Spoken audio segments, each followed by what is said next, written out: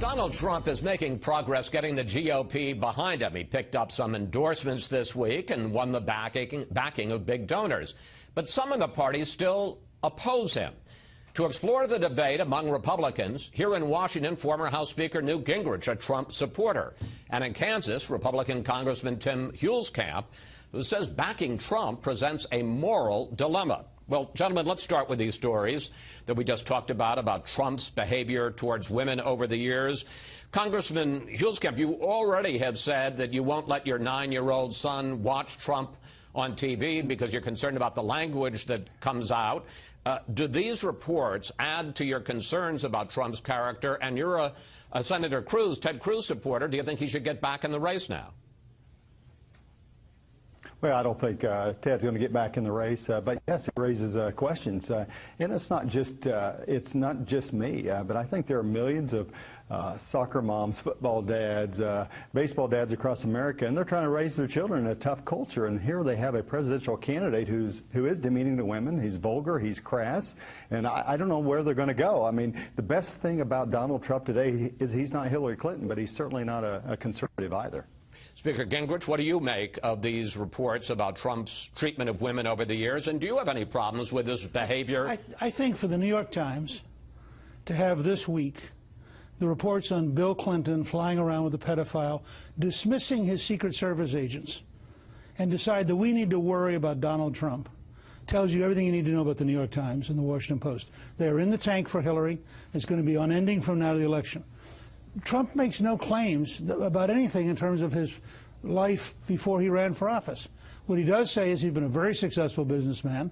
He has learned a great deal, and that he would do more to change Washington than any other candidate. Now, 16 other people competed for that, and they lost because people decided the voters' largest vote for any Republican in history was for Donald Trump, because voters decided, you know, he will change Washington. All right. Well, let's get to the big picture here. Congressman Huelskamp, do you trust Donald Trump as a reliable conservative? Well, he's certainly not a conservative. You look at the issues, and particularly issues of the heart, like issues of life and marriage and family that are clear in our party platform. I mean, here's the guy who suggested he was going to appoint his pro-abortion sister to the U.S. Supreme Court, and that seems to be the remaining issue, is that conservatives are supposed to vote for Donald Trump because of Supreme Court nominees, and certainly we don't want Hillary Clinton making those nominations. At the end of the day, though, Donald Trump has a problem, I think, with soccer moms, football dads like myself. I have a 9-year-old, and he can't even listen to the guy on television. How will he bridge that gap? I don't know. But when you live and die by the media, and that was his entire primary campaign, it's going to be a tough election moving into November 8th. Well, look, I think, first of all, Congressman Huelskamp's exactly right. Donald Trump is not a traditional conservative. He's never claimed to be a traditional conservative. But he has said that he will nominate very conservative judges, people worthy of Scalia and Thomas. He is clearly working with the Federalist Society and others to put together a speech on the judiciary that will draw a very sharp line with Hillary. And the question that Congressman Huelskamp and others have to ask themselves is real simple. Hillary Clinton represents, and I think the Reince Priebus said it perfectly, she represents 8 years of bad government in Washington and maybe 100 years of a left-wing Supreme Court. Now, are we really prepared to say that Trump is more dangerous than Hillary Clinton? Because if he's not more dangerous than Hillary Clinton for any rational conservative, then he is dramatically safer as a vote. Congressman Huelskamp? Well, the old style of campaigning, the old ideas that supposedly Donald wants to throw out is that it's still here. We're being told, vote for the lesser of two evils, and I understand that. We don't want Hillary Clinton. She will unify the Republican Party. But again, I think there are millions of moms and dads out there that are going to say, you know what, am I going to go to the polls to vote for someone who's demeaning to women? I don't think the New York Times article is a surprise. You live and die by the media, because these are things he said. He has a long pattern of these kind of things that are vulgar and crass. I've got a 14-year-old son. I would never let him say the things Donald Trump says, and I think that will show up in people's minds between now and November, and those moms and dads who like his opposition to Common Core but are worried about his statements about women. And so, but the problem about the fact on who he's going to point to the Supreme Court, Mr. Speaker, he said the other things. I mean, he's all over on all the issues, and that's a problem with the platform. That's a problem on basic life issues, and certainly on marriage issues. This bathroom issue, he's all over the map on that. Folks are looking for some certainty, and you don't see that in the positions of Donald Trump. Well, I think what you do see is absolute certainty that he will be dramatically more conservative than Hillary Clinton. You see absolute certainty that not just his judgeships, but his cabinet and his appointments will be dramatically more conservative. And there's a deeper issue. Why does he get more votes than any Republican in history in the primaries? Because the country is desperate to overturn the bureaucracy in the city. You just cited an example. We no longer need school boards because a bureaucrat somewhere in Washington can issue a letter and change policy with no public hearings, no elected officials, no local control. If you want to keep going down that road, Hillary Clinton's your answer. If you want to break up the left-wing monopoly of these bureaucracies, Trump is the only person you've got who can do it. Let me break in here. Congressman Huelskamp, we've talked a lot about life. We've talked a lot about values and treatment of women. When it comes to economic issues like trade, like immigration, like entitlement reform, where do you have the biggest problem with Donald Trump? Well, I think he said last week he wanted to raise taxes again on the rich. I mean, that is not a conservative position. I think the Speaker and I agree on that. I mean, the idea of slamming down the border shut, that's not a conservative position. Allowing us to compete in the world, that's what conservatives want to do. I mean, but the problem with Donald Trump is his position changes sometimes in the same speech. When he says he's flexible, I see insiders in Washington, not the Speaker, but they say, hey, you know, it's good to see flexibility. That's exactly what the people don't want. They want someone who takes a stand. The problem is Trump's stands are going to change as we move forward. But on basic issues of life, you can't win as a Republican in this country unless you're 100% pro-life, in my opinion. If you don't stick with the party platform, and what I'm hearing from the Trump campaign is that they're flexible on issues of life as well.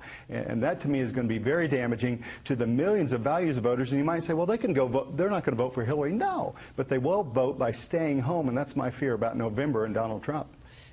Mr. Speaker, I do want to talk about this issue of flips, because there's no question that Trump has taken various positions over time. Minimum wage, he was against raising it, now he's for it. Tax cuts.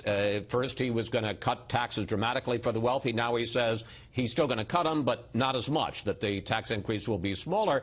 And then there was this change just this week on banning Muslims. Take a look. For a total and complete shutdown of Muslims entering the United States until our country's representatives can figure out what the hell is going on. It was a suggestion. Look, anything I say right now, I'm not the president. Everything's a suggestion. No matter what you say, it's a suggestion. Mr. Speaker, at some point, doesn't what Trump calls his, quote, flexibility become a problem? Sure, I think, except it's always within a framework. Notice, on the rich, he said he's going to have a smaller tax cut. I mean, one of Trump's problems is he insists on speaking for an hour and 15 minutes off the cuff. And while I do a fair amount of that, I can tell you, anytime you do that day after day with the news media watching, as they should for a presidential candidate, you're going to have moments that you wish you hadn't had. But let me go back as an example of conservatism.